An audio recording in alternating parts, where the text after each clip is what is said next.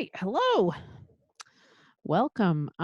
This is the first truly solo, not so perfect couple podcast, meaning I'm here, it's Sam, and I'm here all by myself doing this podcast. It's our solo podcast where we're not doing interviews. It's always Patty and I, but we are not together. Patty's in Tennessee and I'm out here in Santa Fe. And so we thought I could just do this one by myself.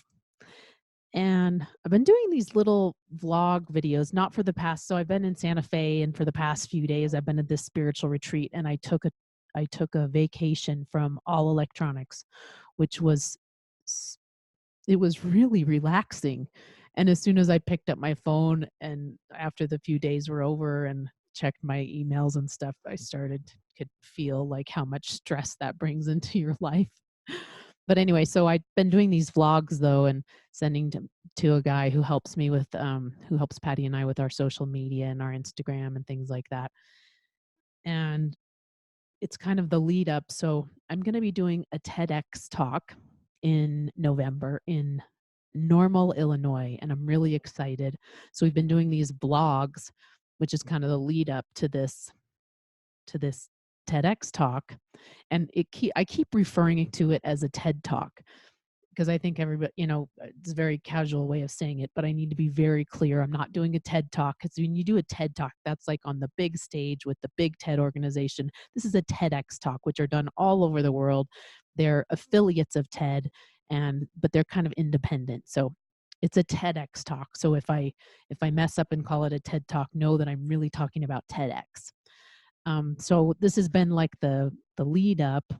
The lead up to this TEDx talk is very interesting. So I started in Tennessee about a week ago and drove our RV out here to Santa Fe to go to the spiritual retreat. And now I'm in this um, beautiful it's actually called the Hotel Santa Fe in Santa Fe. The people here have been amazing.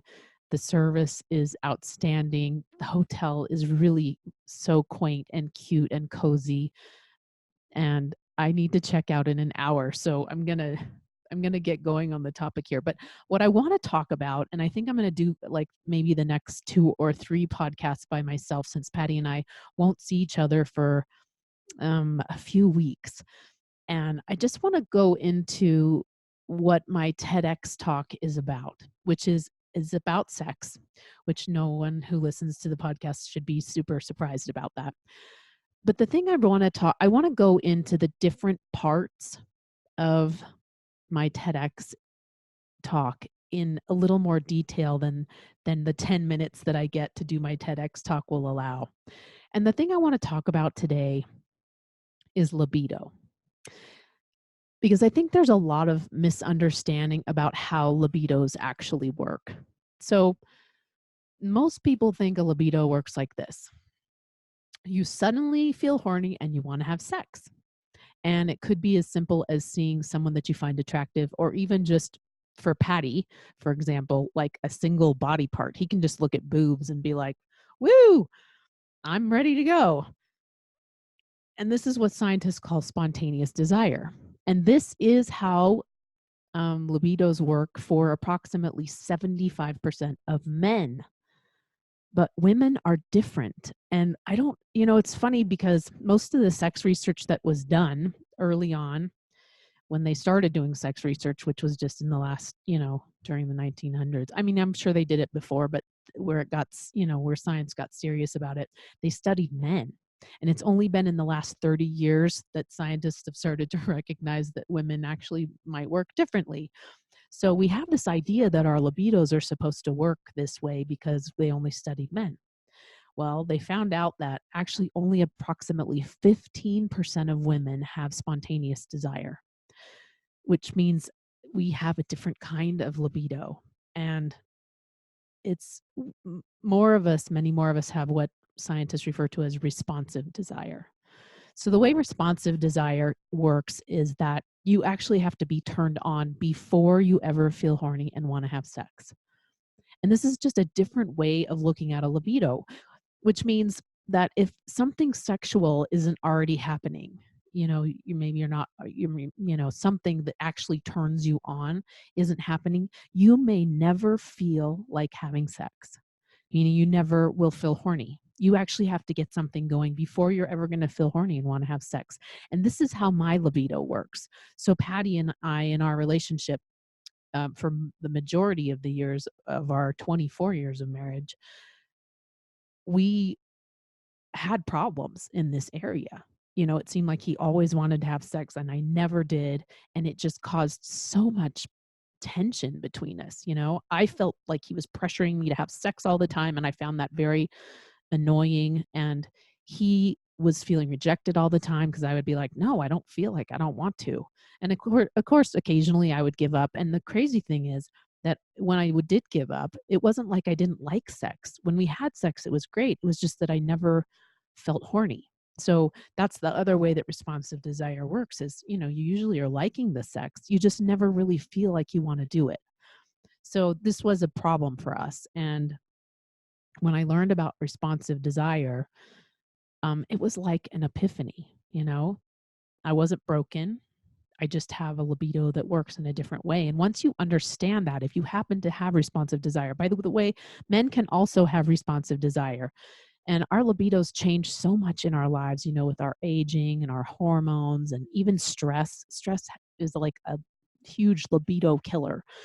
So, as you ebb and flow through your lives, I mean, I don't, there's no scientific research that I've seen that studies this, but in my experience, sometimes Patty's responsive desire, he doesn't really feel like it, but once we get started, he's really into it. So I think this can happen more often than maybe even the scientists know. Um, but once you understand that, it's like empowerment, empowerment to take control of your sex life and not wait until you feel like having sex, because for some of us, we never will. We never will until we start doing something. And that's been my experience. And so when you take that step to say, I'm going to say yes to something, to kissing, to trying, and allow yourself to get aroused, then I think that, and then making the decision after you're already somewhat into it, if you're feeling it or not feeling, that's a better technique than just saying, no, I don't feel like it, especially if you have responsive desire.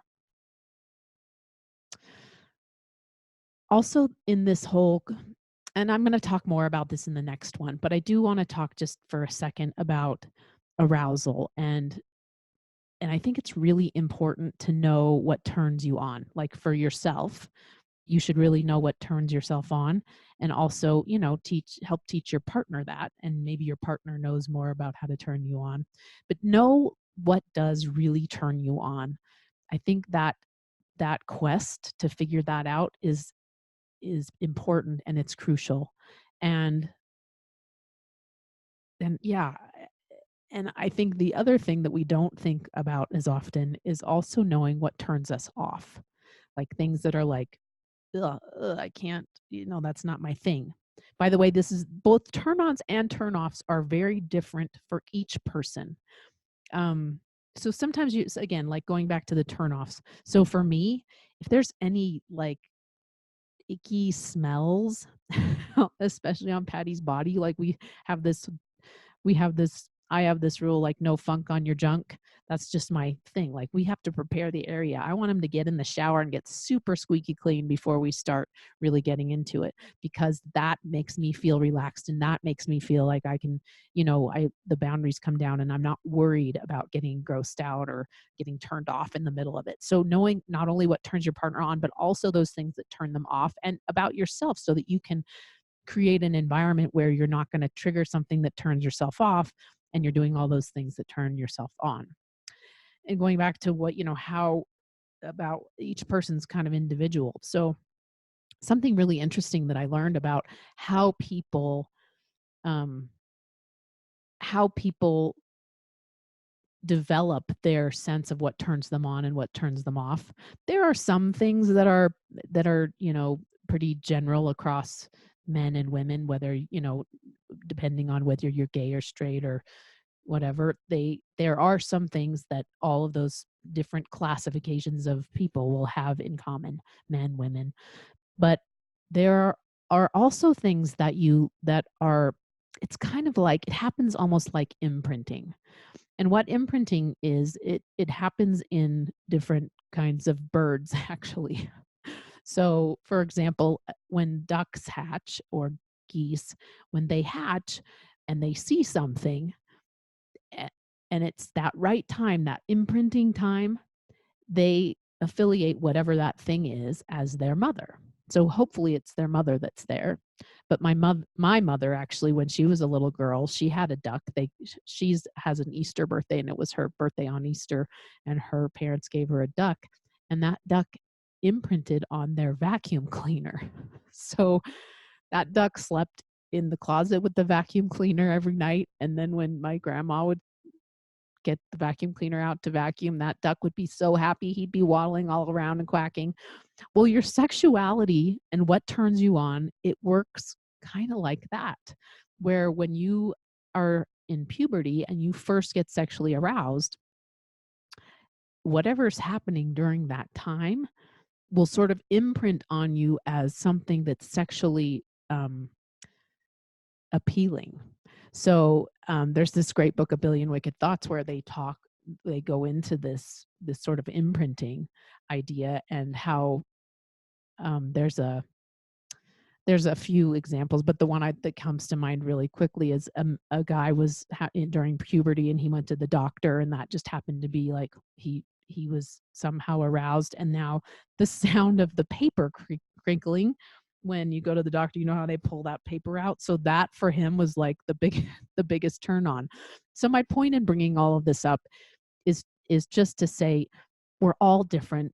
You have to learn each individual's turn ons and turn offs, especially in knowing that your libido isn't always going to work spontaneously, that sometimes it's going to be responsive. And so knowing those things are the things that will get you to actual arousal.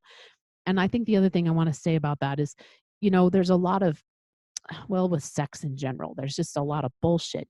People, they have so many hangups about it, and taboos and shame and all this junk. We have all this like mental and emotional garbage in us about sex.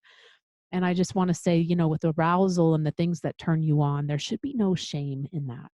The guy who's turned on by the crinkling paper, well, and me. So I think this is a weird thing that turns me on. So I think it must have happened because I used to study with my boyfriend in high school, and we'd be studying, and then we'd be making out and rolling around, and fooling around. And so now when I read really boring text like books and things like that, I get aroused. It's a it's a really weird thing. But for me to be ashamed of that, it doesn't help anybody.